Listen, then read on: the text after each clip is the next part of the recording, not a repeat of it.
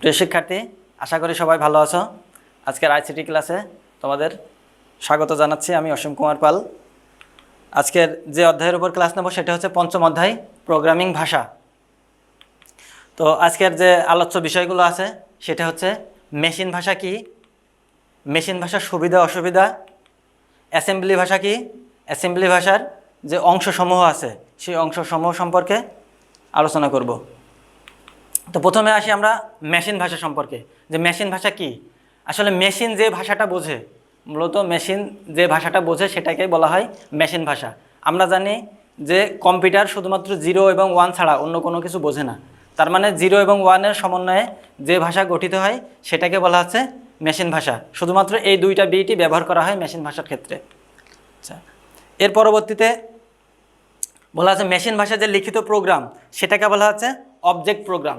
অর্থাৎ মেশিন ভাষায় প্রোগ্রাম লেখার পরে আমরা সেটাকে অবজেক্ট প্রোগ্রাম বলতে পারি। এরপর আসি মেশিন ভাষার সুবিধা, যে আমরা কম্পিউটারের নিজস্ব ভাষায় প্রোগ্রাম রচনা করছি, এখানে আসলে কি কোনো সুবিধা আছে, সেই সুবিধাগুলো আমরা দেখব।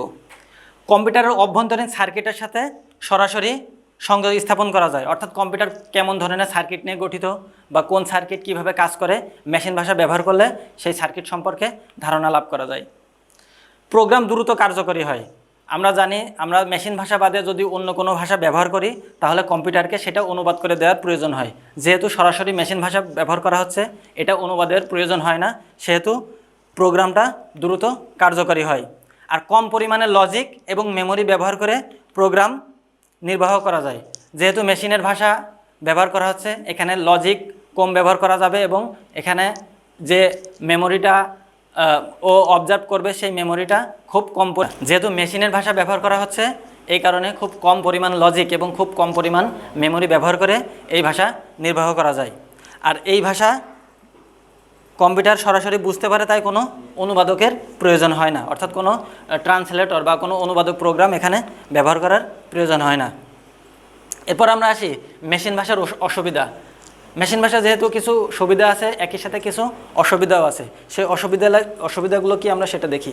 প্রোগ্রাম রচনা করা অত্যন্ত ক্লান্তিকর এবং সময় সাপেক্ষ। এই ক্লান্তিকর হওয়ার কারণ কি বা সময় সাপেক্ষ হওয়ার কারণ কি? কারণ আমরা কিন্তু মেশিনের ভাষা বুঝি না। মেশিন তার নিজস্ব ভাষা বোঝে, আমরা আমাদের ভাষা বুঝি। এই দুইটার কম্বিনেশন করার জন্য অনুবাদকের প্রয়োজন হয়। আর যেহেতু মেশিন ভাষায় প্রোগ্রাম রচনা করার দরকার হয়, এই কারণে মেশিন ভাষায় প্রোগ্রাম রচনা করতে, সেটা আমাদের বুঝতে বা সেইটা নিয়ে প্রোগ্রাম রচনা করার জন্য অনেক বেশি সময় লাগে, আর এই কারণে এটা ক্লান্তিকর হয়। আর এক ধরনের মেশিনের জন্য যে লিখিত প্রোগ্রাম সেটা অন্য ধরনের মেশিনে ব্যবহার করা যায় না। অর্থাৎ একই প্রোগ্রাম একই ধরনের মেশিনে ছাড়া এটা ব্যবহার করা যাবে না। ডিবাগ করা কষ্টকর। আমরা ডিবাগ বলতে বুঝি মূলত যে প্রোগ্রামের মাঝে যদি কোনো ভুল ত্রুটি থাকে, সেই ভুল ত্রুটি খুঁজে বের করাকে মূলত বলা হয় ডিবাগ। আর এই মেশিনের ভাষায় প্রোগ্রাম রচনা করার জন্য অবশ্যই দক্ষ প্রোগ্রামারের দরকার হয়। এগুলোই মূলত মেশিন ভাষার অসুবিধা। এরপর আসে আমরা অ্যাসেম্বলি ভাষায়। মেশিন ভাষার পরবর্তী যে ভাষা সেটা হচ্ছে অ্যাসেম্বলি ভাষা। এই ভাষা বিভিন্ন সংকেতের সমন্বয়ে গঠিত হয় বলে একে সাংকেতিক ভাষাও বলা হয়। অর্থাৎ বিভিন্ন ধরনের সংকেতের সাহায্যে এই ভাষা নিয়ে কাজ করা হয়। আর অ্যাসেম্বলি ভাষাকে মেশিনের ভাষায় রূপান্তর করার জন্য এক ধরনের অনুবাদক প্রোগ্রামের প্রয়োজন হয়, যেটাকে বলা হয় অ্যাসেম্বলার। অর্থাৎ অ্যাসেম্বলারের মাধ্যমে অ্যাসেম্বলি ভাষা থেকে মেশিন ভাষায় ট্রান্সলেট করা হয় বা অনুবাদ করে মেশিনকে বোঝানো হয়। এরপর আসে অ্যাসেম্বলি ভাষার যে বিভিন্ন অংশগুলো আছে। অ্যাসেম্বলি ভাষায় মূলত 4টা অংশ থাকে। প্রথমটাকে বলা হচ্ছে লেভেল ফিল্ড। লেভেলে বিভিন্ন সাংকেতিক ঠিকানা থাকে। এরপর সেটা হচ্ছে অপকোড। এটার নির্দেশ নেমোনিক থাকে। নেমোনিক বলতে আমরা বিভিন্ন ধরনের সাংকেতিক যে চিহ্নগুলো আছে, যেটার মাধ্যমে বিভিন্ন ধরনের নির্দেশ দেওয়া হয়, সেটাকে বলা হচ্ছে নেমোনিক। আর এই নেমোনিকগুলো অপকোডে ব্যবহার করা হয়। আর অপারেন্ডে বলা হচ্ছে যেটা নিয়ে প্রোগ্রাম কাজ করে সেটা হচ্ছে অপারেন্ড। এবং সর্বশেষ বলা হচ্ছে কমেন্ট। এই কমেন্টে মূলত কোনো কিছু থাকে না। এই কমেন্টের মাধ্যমে একটা লাইনের কি কাজ বা এটার মাধ্যমে কি করা হয় সেটা মূলত কমেন্ট লাইনে ব্যবহার করা হয়। আচ্ছা, অ্যাসেম্বলি ভাষার কিছু সুবিধা রয়েছে।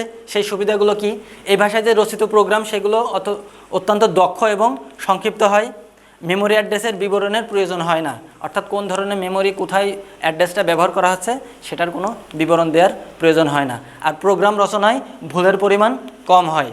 ডিবাগিং করা সহজ। আমরা মেশিন ভাষায় দেখছিলাম যে ডিবাগিং করা কষ্টকর, কিন্তু অ্যাসেম্বলি ভাষায় ডিবাগিং করা যথেষ্ট সহজ। আর এখানেও এক ধরনের মেশিনের জন্য লিখিত প্রোগ্রাম অন্য ধরনের মেশিনে ব্যবহার করা যায় না, অর্থাৎ একটা মেশিনেই যেটা আমরা ব্যবহার করছি সেটা সেই মেশিনেই ব্যবহার করতে হবে। আজকে এই পর্যন্তই, পরবর্তী ক্লাসে আবার দেখা হবে। ধন্যবাদ সবাইকে।